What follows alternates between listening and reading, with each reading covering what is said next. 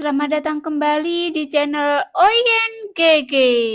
Di video kali ini, kita akan melanjutkan cerita Donghua, Battle Rock Devon.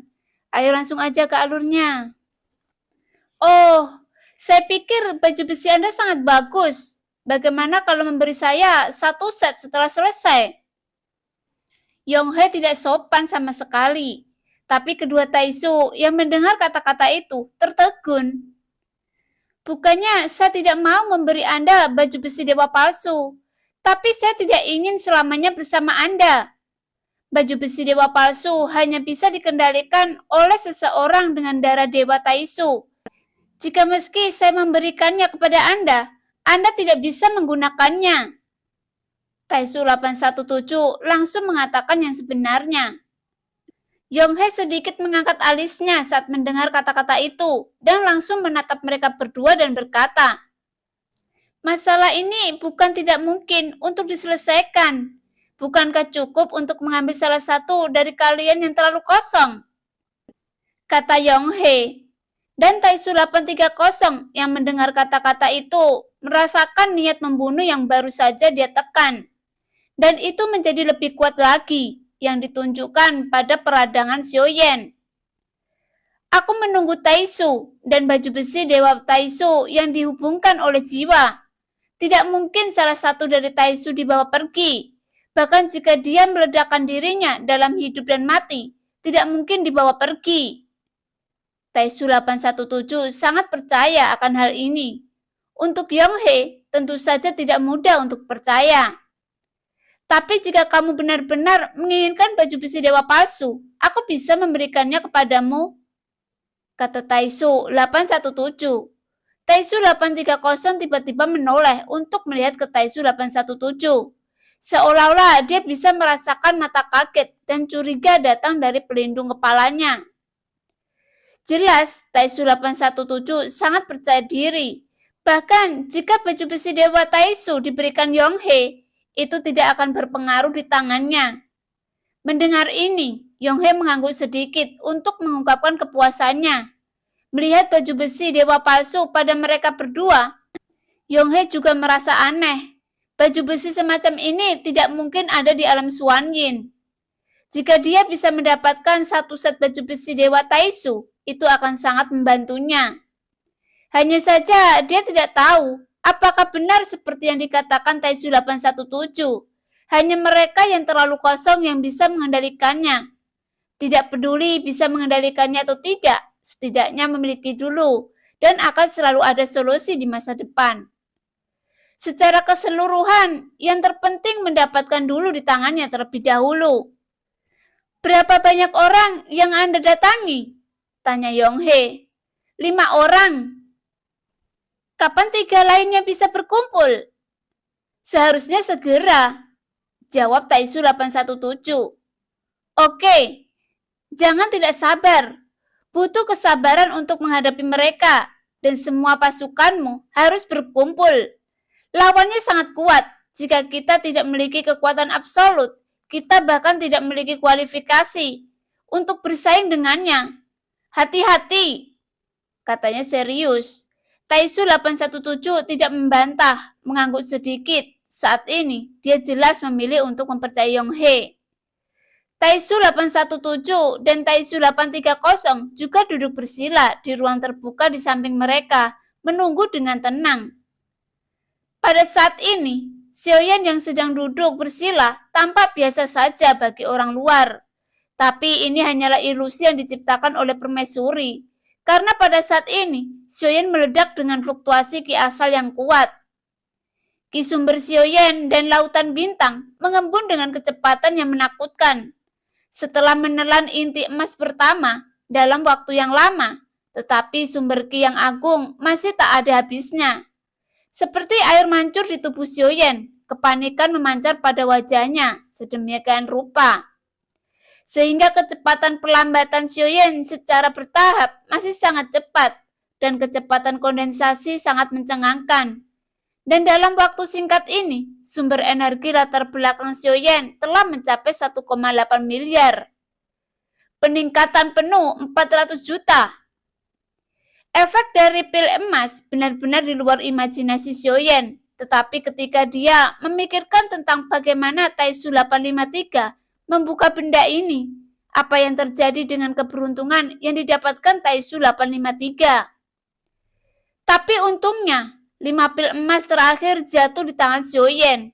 Tetapi jika pil emas itu diambil oleh Taisu 853 pada saat itu, diperkirakan Xiaoyan bahkan akan membiarkan identitas aslinya terekspos untuk mendapatkan pil emas itu kembali. Karena sumber Qi dan bintang-bintang yang terus memadat, latar belakang sumber Qi meningkat dengan liar. Dan Xiaoyan tampaknya hanya butuh selangkah lagi dari puncak Dewa Pejuang Bintang 9.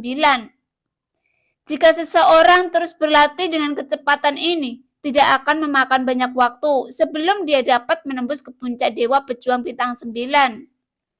Tentu saja, yang benar-benar membuat Xiaoyan bersemangat bukanlah puncak dari Dewa Pertarungan Bintang 9, tetapi mencapai akhir dari Dewa Pertarungan.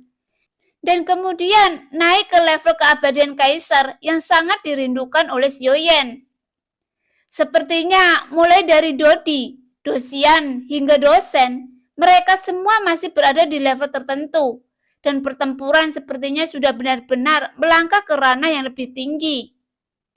Dalam alam ini, sepertinya bisa benar-benar disebut keabadian. Setelah menjadi abadi, meskipun dia masih akan dibunuh, dia telah melampaui dari waktu. Artinya, selama yang abadi menyembunyikan dirinya tanpa ingin mati, bahkan waktu dan zaman kuno pun tidak dapat menghapusnya. Keabadian juga merupakan kekuatan melampaui waktu. Keabadian di atas dewa perang bukan lagi kehidupan. Seseorang dapat melampaui setelah mencapai keabadian Kaisar. Tapi ada satu hal yang perlu dipahami. Keabadian bukan berarti Anda tidak akan jatuh, dan bukan berarti Anda tidak terkalahkan di dunia. Selama pertempuran, Xiaoyan merasakan kekuatan dewa, jadi dia mengerti bahwa untuk mencapai tingkat dewa, Anda harus memiliki kekuatan yang mulia. Jalanku sendiri masih sangat panjang. Tampaknya menerobos keabadian Kaisar, seolah-olah itu adalah langkah pertama untuk benar-benar menjadi seorang Kaisar. Sejak meninggalkan benua Dodi, Xiaoyan mengandalkan bantuan terlalu banyak orang kuat untuk bisa sampai saat ini. Ini adalah keberuntungan yang diberikan kepadanya oleh Yang Mulia. Namun, keberuntungan semacam ini mungkin juga mengikuti pertempuran antara Sensi dan Taisu. Setelah meledak, perlahan akan menghilang. Xiaoyan harus menjadi lebih kuat secepat mungkin, dan meskipun permaisuri di sampingnya meletus dengan kekuatan yang sangat kuat, yang dapat memberinya rasa aman yang cukup saat ini. Xiaoyan memahami bahwa permaisuri saat ini seperti lilin yang menyala, bahkan jika itu bisa menerangi dia saat ini. Tetapi ketika lilin pada akhirnya akan padam, permaisuri telah lama jatuh, dan permaisuri sekarang mungkin hanyalah sisa jiwanya yang dia simpan untuk menunggu Yang Mulia. Semua hal ini sebenarnya bukan miliknya. Kekuatan tidak ada habisnya, tetapi Xiaoyan berharap dia setidaknya bisa sedikit lebih kuat, sehingga dewa dapat menembus keabadian, dan kemudian menggunakan teknik pembentuk kehidupan dan mengintegrasikan kekuatan klon. Setidaknya dia dapat menghadapi sebagian besar yang kuat. Kekuatan dewa belum menembus keabadian, dan teknik pembentuk kehidupan tidak dapat bertahan cukup lama. Terutama karena kekuatan dewa tidak cukup, dan budidaya avatar dewa asli hanya dapat dipaksa untuk mandek. Karena avatar terlalu kuat dari dewa asli, pasti akan mengalami serangan balik.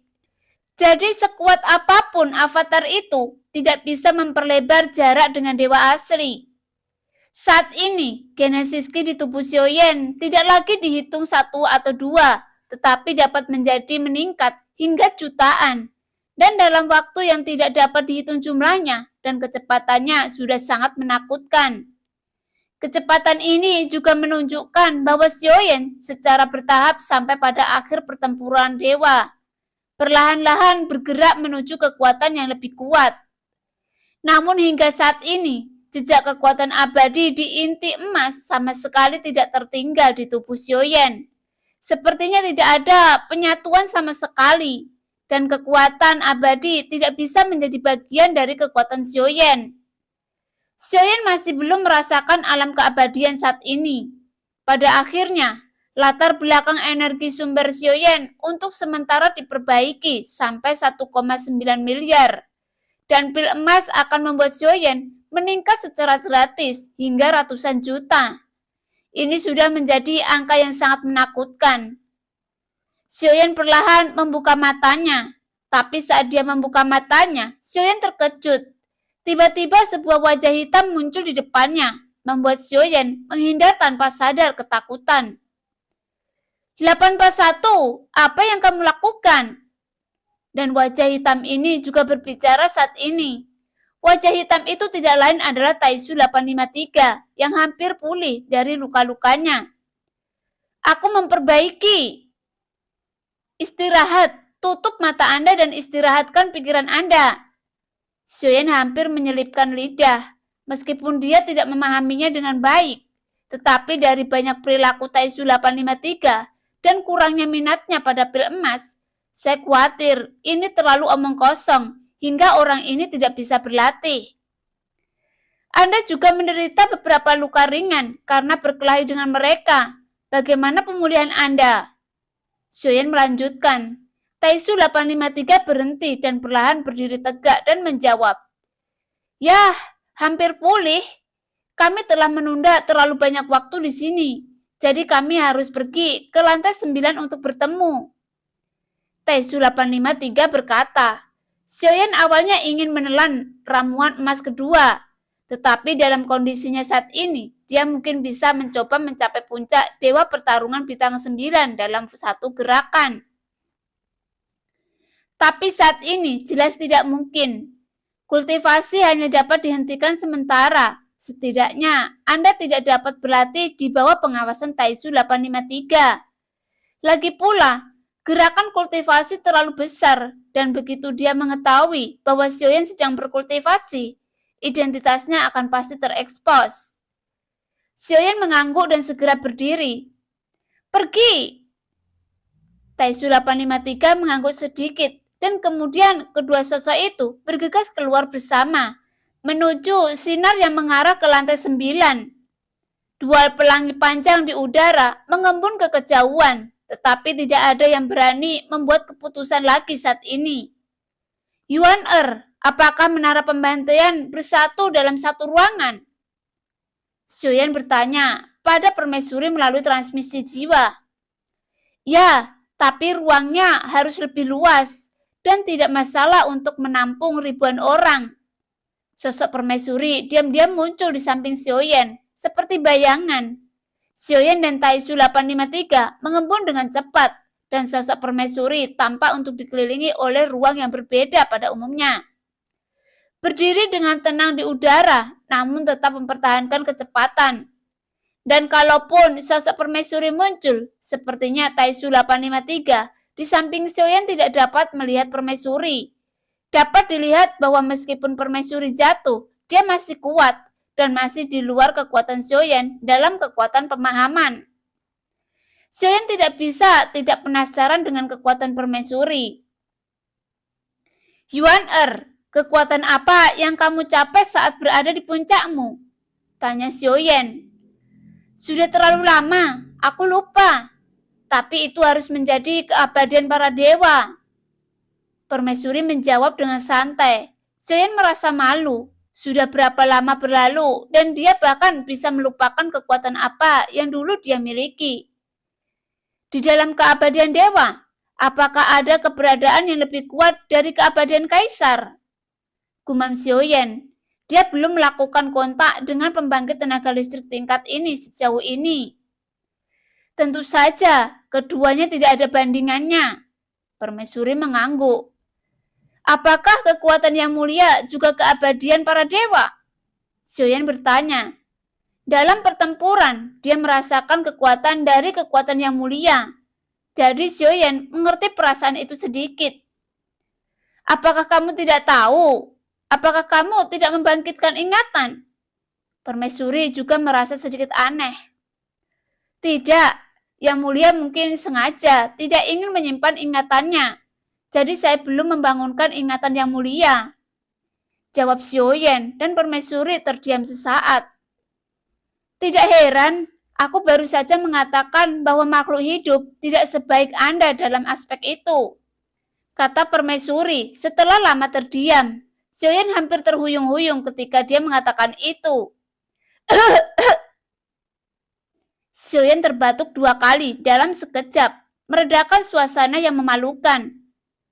Gu Zhongsheng tidak tahu apakah dia akan menerobos ke alam legendaris yang lebih tinggi di masa depan. Setelah menutup mulutnya dan tertawa sebentar, permaisuri tidak terus menggoda Xiaoyan, tetapi menjawab pertanyaan Xiaoyan. Alam dalam legenda? Xiaoyan terkejut dan kemudian melanjutkan bertanya. Alam macam apa itu? Dikatakan bahwa ini adalah akhir dari kultivasi, jadi disebut yang tertinggi. Permaisuri bergumam. Agung, alam tertinggi. Xiaoyan pernah mendengarnya sebelumnya, tapi dia masih merasa aneh dan jauh tentang itu. Sekarang dia masih dalam dewa perang dan kaisar keabadian masih harus bekerja keras. Apalagi dewa dari dewa keabadian.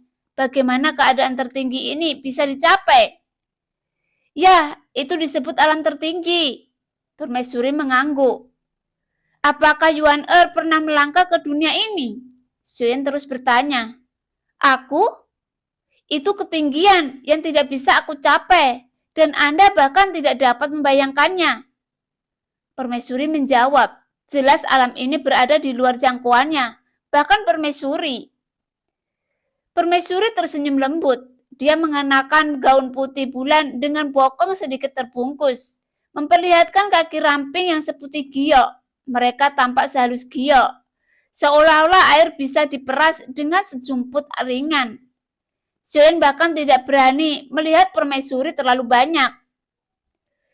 Masih ada perbedaan besar dalam kepribadian antara permaisuri. Meskipun permaisuri suka menggoda Xiaoyan, permaisuri jelas tipe pekerja keras. Dia terlihat lebih lembut dan lembut, tetapi sebenarnya dia bertindak dengan penuh semangat dan tegas. Misalnya, apa yang dia lakukan pada Xiaoyan di belakang kelinci.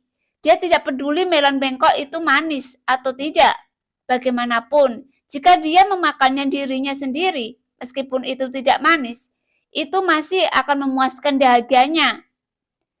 Xiaoyan tidak menjawab. Dengan senyum masam, semua orang tampaknya memiliki harapan yang tinggi untuknya. Tetapi pada saat ini, dia bahkan belum mencapai keabadian dari kaisar. Dan jalan di depan membuat Xiaoyan sepertinya tidak ada habisnya. Apalagi tidak ada lagi waktu.